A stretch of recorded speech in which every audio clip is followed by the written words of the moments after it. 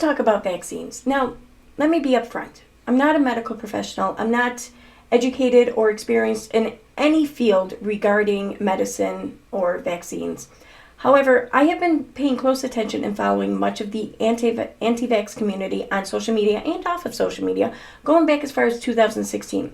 As a result of my efforts, I've been interviewed by CNN and a few other media sources, as well as spoken with some documentary filmmakers on the activities of anti-vaxxers. Now, I want to talk about Rob Schneider here for a moment, because he is someone who has, though seemingly always, for the most part, been anti-vax. He hasn't been very vocal about it until like the past maybe couple of years, and he's becoming very vocal about it as of late, and he's tagging a lot of important influential people in his tweets and such. Now, I don't see any evidence of them listening to Rob Schneider, but I also don't see any evidence of them kind of not listening to him either. So let me show you what has brought my attention to this as of late. Here's a tweet from Rob Schneider on March 11, 2025, just recently. And he says, "Makes you go, it was all those vaccines." And he shares a tweet that plays a video from a local Cincinnati news source. So rather than watch this video, I thought I'd just go to the source itself and pull it up, which I did. Here we have Local 12. It's WKRC out of Cincinnati. And it says, "Study, baby teeth linked autism and heavy metals." A report from the National Institutes of Health says that when researchers studied the baby teeth of children with autism, they found higher levels of metal in them. Their findings lead to the possibility that while autism likely begins in the womb, what mom is exposed to in pregnancy may increase a child's risk. Baby teeth from children with autism had more toxic lead and less of the essential nutrients needed for good health, such as zinc and manganese, when compared to the teeth of children without autism. They say in the months right before a child is born and right after a child is born may be when these children are exposed, and how the body processes the exposure to metal may affect the risk of autism. So the metal that they found in high levels in these teeth was lead. And Rob Schneider is saying, makes you think it was all the vaccines. Well, I am unaware of any vaccine that contains lead. So I'm curious as to what he's referring to, because the study doesn't refer to anything else, it seems. But they got me thinking, though. So this, as you see, this article was posted in 2017. So now, in order for them to obtain these baby teeth in which to analyze, they had to first grow and be formed and then fall out of the mouth, you know? So I'm thinking that these teeth started forming in these individuals probably around 2010. So I think what happened around 2010, or, you know, the couple of years past or that or whatever, right around that time. And I'm reminded of the Flint water crisis. Now, for granted, this was a Cincinnati news source, and this is, you know, Flint, Michigan. But the Flint water crisis was kind of indicative of a lot of cities having very high levels of lead in their drinking water over that period of time. And how this occurred in Flint, anyways, was because the governor at the time, Rick Snyder, a Republican, though I'm not sure if that has a big part to play with it, though it might, given how Project 2025 is now a thing. The governor had appointed an emergency manager, okay, due to financial reasons in Flint. And that financial manager, in April 2014, during a financial crisis, state-appointed emergency manager Darnell Early changed Flint's water source from the Detroit Water and Sewage Department, sourced from Lake Huron and the Detroit River, to the Flint River. Residents complained about the taste, smell, and appearance of the water. Officials failed to apply corrosion inhibitors to the water, which resulted in lead from aging pipes leaching into the water supply, exposing around 100,000 residents to elevated lead levels. All the while, citizens were showing up in protests with jugs of discolored water, forcing their officials to listen to them, that there's something wrong with the water. And all the while, the officials just keep telling the citizens, the water's just fine, it's perfectly safe, just don't worry about it. It took the citizens doing this and creating an uproar for about 18 months before those in power finally listened and started to correct the problem. To read Schneider's post, though, you would think that he comes off as someone who cares about these metals being found in these teeth, primarily lead, because that's the study that he linked to his post, was one that talked about high levels of lead. Well, there's another tweet of his that he made recently. This tweet here was made on December 24th, 2024, so a few months ago. The second paragraph here, he says, autism, brain damage, is now 1 out of 36 children. Over 54% of all American children now suffer from chronic illnesses, including neurological diseases that were unheard of only a few short decades ago.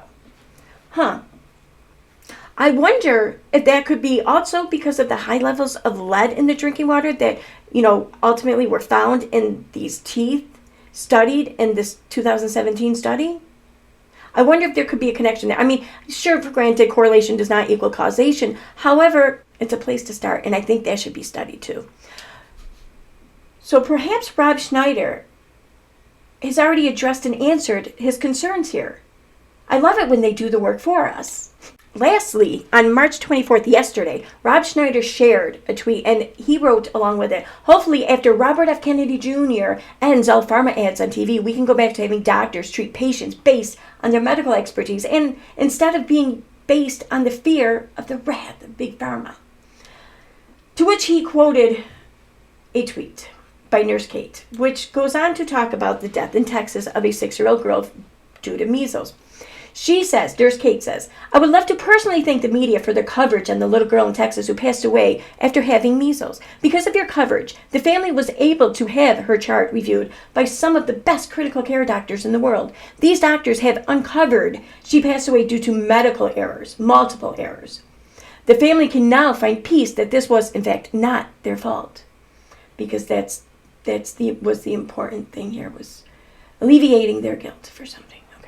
They will also be able to seek damages and will have the best expert witnesses in the world to defend them. Well done, media. Your efforts have paid off here. Okay, I'm going to sidetrack here just for a moment because I'm going to give this Nurse Kate post a little bit more attention here. I don't want to just send it out there in the void without commenting on this buffoonery. It's almost like they're scolding mainstream media, like, way to go, thanks. Because of you, we're getting exactly what we want. Way to go, mainstream media.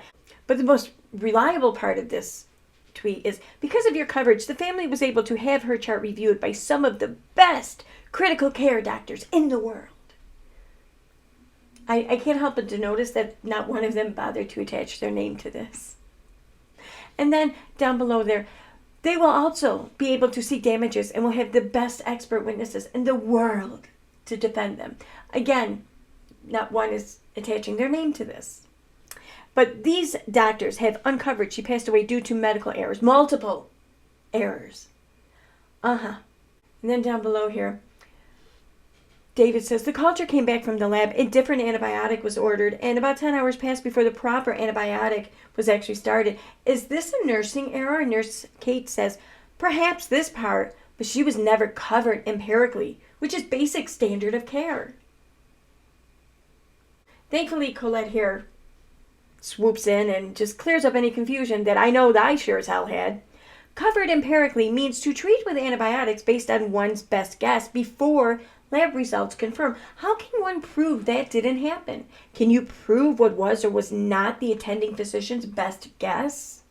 Stacy follows up with, any broad-spectrum antibiotic is considered proper when empirically treating pneumonia secondary to measles. That's the important part there, secondary to measles. So this wasn't an error, okay? The child was in the hospital with pneumonia due to the respiratory illness she had contracted called measles. But I'd be remiss to not point out two of my favorite replies here, and I mean that facetiously. Mega Misha here says, I wonder if they were paid to kill her on purpose to further the deadly measles narrative. Before COVID, it would never have occurred to me to think such a terrible thing. Now, nothing is outside possibility. Along with Iris here. She was sacrificed on the altar of vaccine propaganda, so her death could be used as an example to shame parents into vaccinating and push ever more mandates. Okay, this here ends the side quest. Back to RFKJr. I can't help but to notice how Rob Schneider tagged RFKJr in his tweets. Could it be that Rob doesn't know about RFK Jr.'s opinion piece over on Fox News regarding this measles outbreak? Let's check it out. Robert F. Kennedy gave an opinion article, a statement, if you will, to Fox News regarding the measles crisis in Texas. And here he goes on to state, as the Secretary of the U.S. Department of Health and Human Services, I am deeply concerned, remember I as in Robert F. Kennedy, am deeply concerned about the recent measles outbreak. This situation has escalated rapidly, with the Texas Department of State Health Services reporting 146 confirmed cases since late January 2025, primarily in the South Plains region. Tragically, this outbreak has claimed the life of a school-aged child, the first measles-related fatality in the United States in over a decade. Measles is a highly contagious respiratory illness with certain health risks, especially to unvaccinated individuals. The virus spreads through direct contact with infectious droplets when an infected person breathes, coughs, or sneezes. Most cases are mild, but rare complications can be severe, including pneumonia. The current Texas outbreak has predominantly affected children, with 116 out of the 146 cases occurring in individuals under 18 years of age. The DSHS reports that 79 of the confirmed cases involved individuals who had not received the measles, mumps, and rubella vaccine, while 62 cases had unknown vaccine status. At least 5 had received an MMR vaccine. He goes on to state, as healthcare providers, community leaders, and policymakers, we have a shared responsibility to protect public health. He's been in office a month or two, and he already has a body count. And now he wants to talk about shared responsibility to protect public health. This includes ensuring that accurate information about vaccine safety and efficacy is disseminated. We must engage with communities to understand their concerns, provide culturally competent education, and make vaccines readily accessible for all those who want them. Parents play a pivotal role in safeguarding their children's health. All parents should consult with their healthcare providers to understand their options to get the MMR vaccine. The decision to vaccinate is a personal one. Vaccines not only protect individual children from measles, but also contribute to community immunity, protecting those who are unable to be vaccinated due to medical reasons. The measles outbreak in Texas is a call to action for all of us to reaffirm our commitment to public health. By working together, parents, healthcare providers, community leaders, and government officials, we can prevent future outbreaks and protect the health of our nation. Under my leadership, HHS is and will always be committed to radical transparency to regain the public's trust in its health agencies. So there you have it. Robert F. Kennedy Jr. supporting vaccines and writing an article urging people to talk to their healthcare providers about getting their children vaccinated to help protect each individualized children, as well as create a stronger community immunity to protect those among us who cannot receive vaccines. I wonder if Rob Schneider is going to repeat that now. And remember, everyone, don't listen to anyone. Don't take anyone's advice over the internet regarding your healthcare choices. Always talk to your provider. Thanks for watching.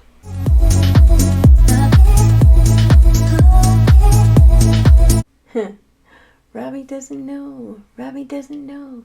Robbie doesn't know.